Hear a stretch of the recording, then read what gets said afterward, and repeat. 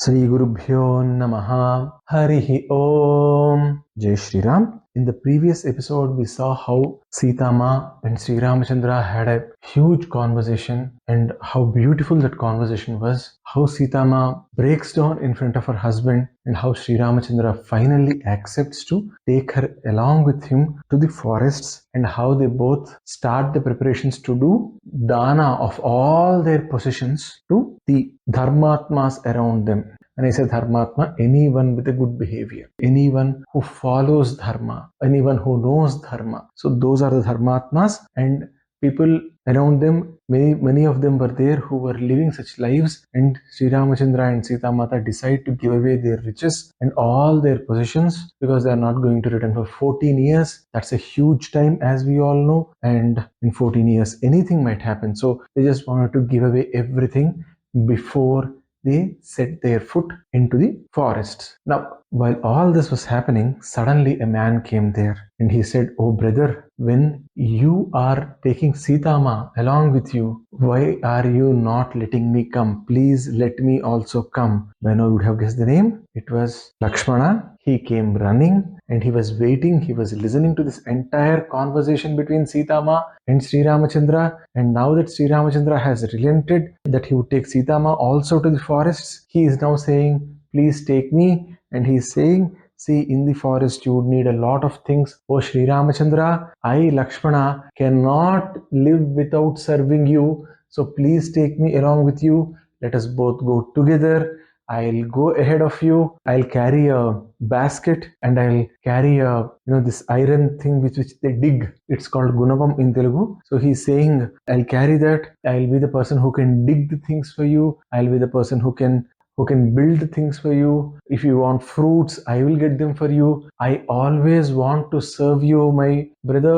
I am your younger brother. You are like the father to me. So please take me to the forests." Now Sri Ramachandra says, "Oh Lakshmana, I know that you want to come with me, but Lakshmana, please try to understand this much. If we both leave, the king will become alone. And if, like every one of you are saying, if this was a machination of Kaikeyi, and if she now gets uninterrupted and uncorrupted power, she might as well use it for the detriment of this entire kingdom. She might use this power against our mothers, which is Kausalya Mata and Sumitra Mata. So why should you give her that opportunity? Why don't you stay here and protect Kausalya Mata, Sumitra Mata, and ensure that things are happening in a proper way?" Now, Sri Ramachandra did not use the argument of things being tough and all in the forest. Why? Because the whole argument has happened and Lakshmana has already heard it. So he did not bring that thing here, and he is trying to bring the mother angle here. And now Lakshmana, he immediately said, "Oh brother, you yourself told me that Bharata, in our last argument between us, you yourself told me that Bharata is a dharmatma. Bharata is not going to take the path of bad. He would always go through the path of righteousness. He would be a very, very righteous person. He is a very upright person.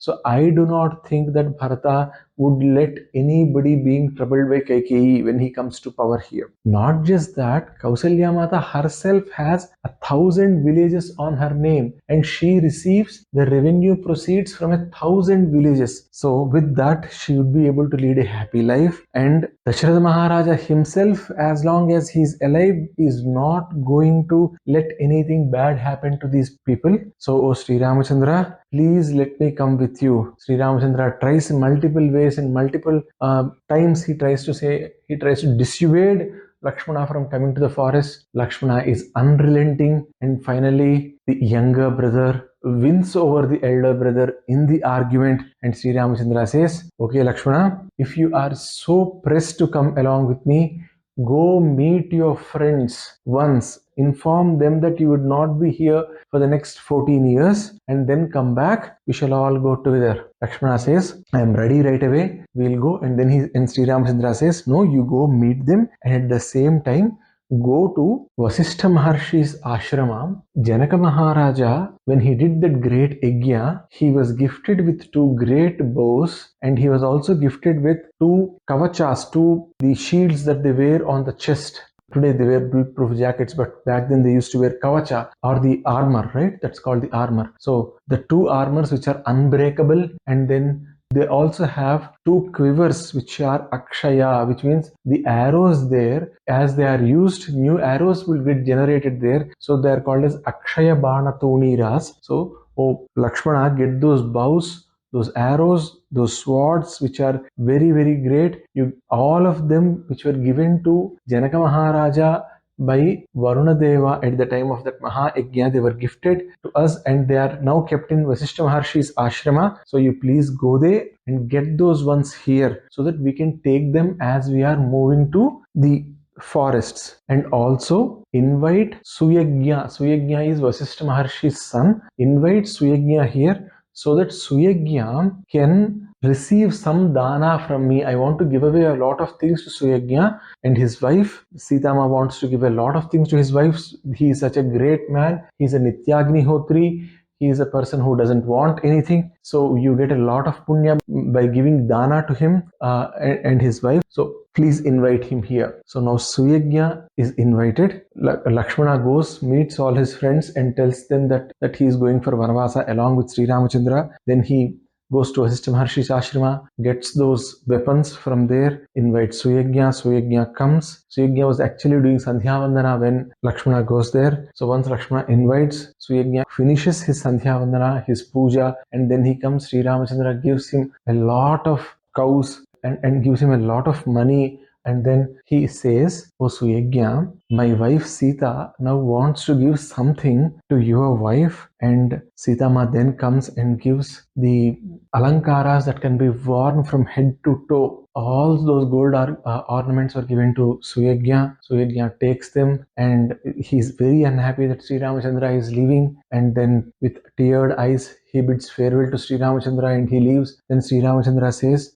"Our father charioteer, there is a man called Chittaradha who has served us for a lot of time. So please bring Chitraradha." Lakshmana goes and brings Chitraradha. When Suyagnya was leaving, I'm just going a little back. When Suyagnya was leaving, Sri Ramachandra also gives him his elephant, which is called as Shatrunjaya. Sri Ramachandra got it from his maternal uncle, which is Kausalya Mata's brother, and he also gives him many other elephants which were as good as Shatrunjaya. So Suyagnya takes all of these and leaves. In the meanwhile, Lakshmana goes and invites Chitraradha. To Chitraradha, Sri Ramachandra gives away a lot of money, a lot of cows, and he also gives him chariots, and he says, "Oh Chitraradha, you have served us in a very great manner. These are things I am giving you. I am going on Vanavasa." And then Sri Ramachandra invites a lot of Brahmins and he gives them a lot of danas, and then he invites all the people who were serving him in the palace, and to them he distributes a lot of wealth, and he says, "You have served me for all these years. This wealth is all yours. I have only one small request to make for all of you.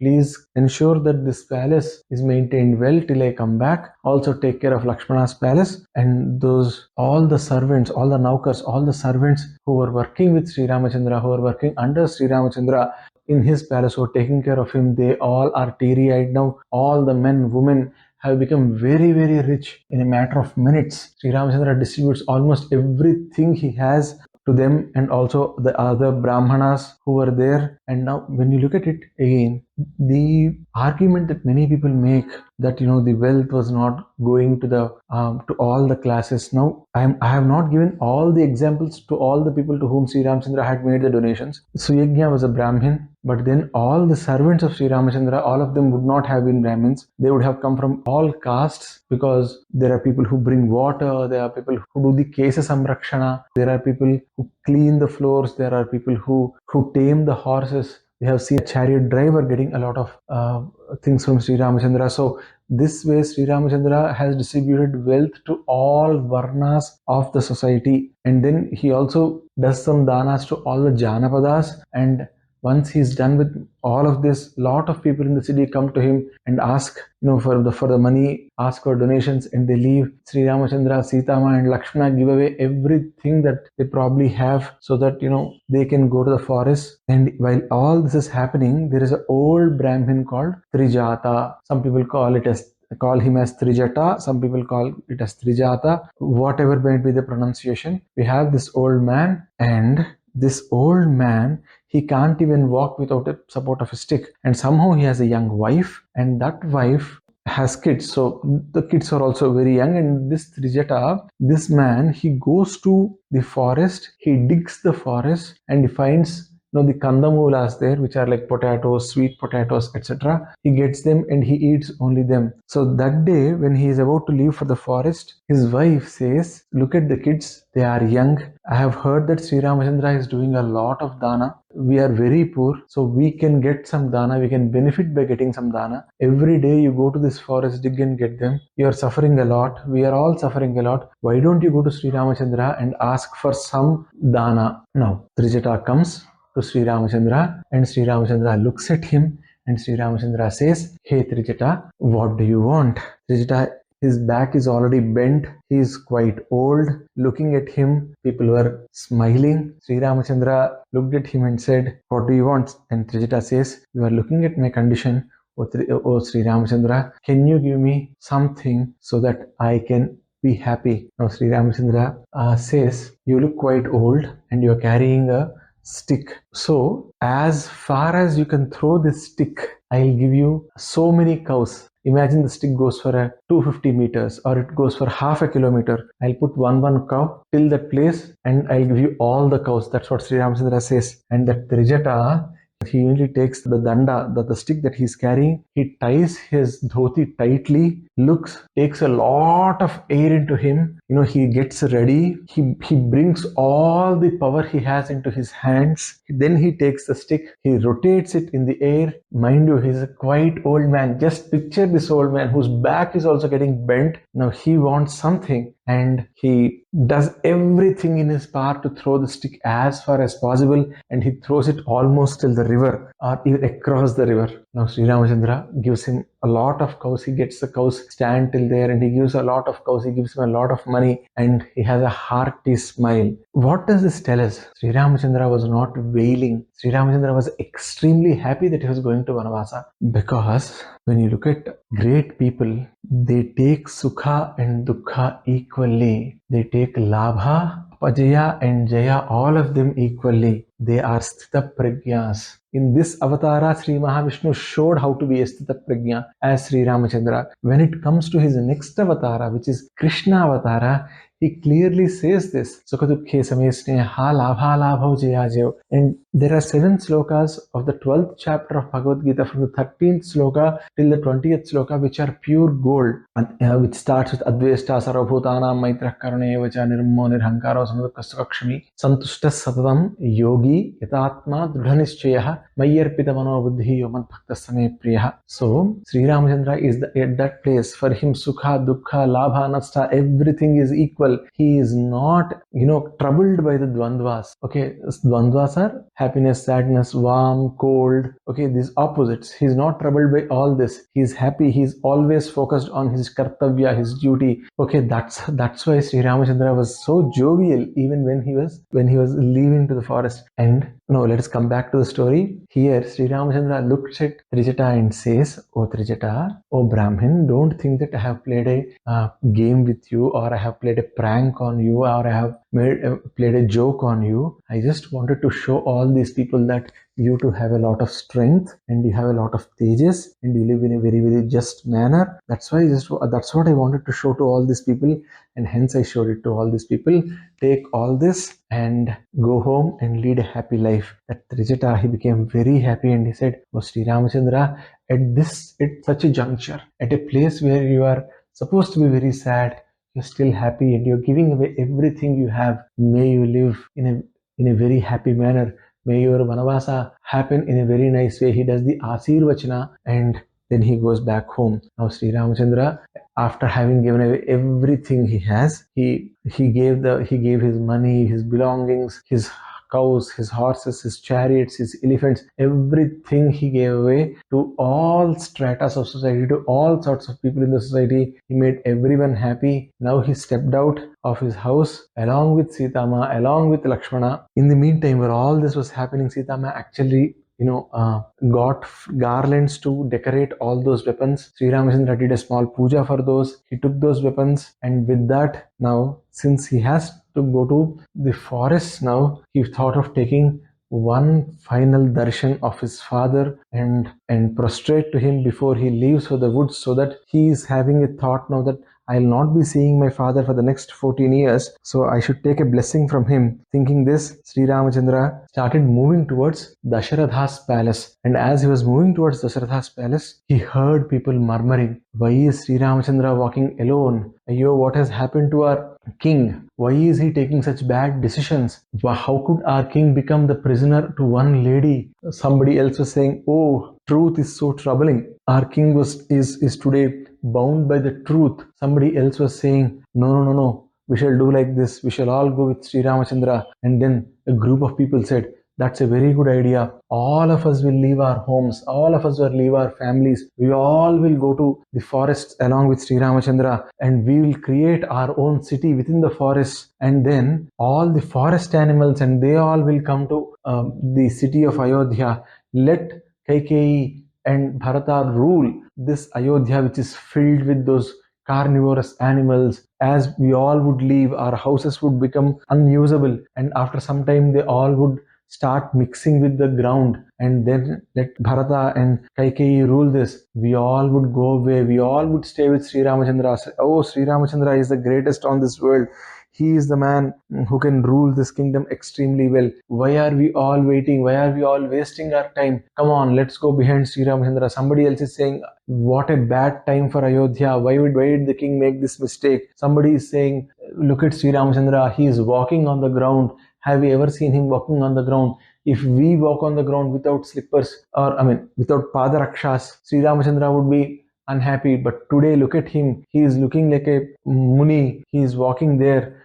How come he is walking to the palace of the king? Why are we all looking at this? What mistake did we do that this misfortune is coming on to all of us? Sri Ramachandra was hearing all this, but his mind did not fluctuate. He was focused on going to his father's place, take the Ashirvada and go back to the forests. Now, nothing was coming into his way or coming into his mind except that one thought. He was not happy for all the comments that he was listening, nor was he angry, nor was he jealous, nor was he sad. He was a sthita prajna. He was walking in the path as is. Now, as Sri Ramachandra reached the palace of his father, he informed Sumantra, the charioteer, and told him, please inform my father that Sri Ramachandra is here and he seeks a darshan.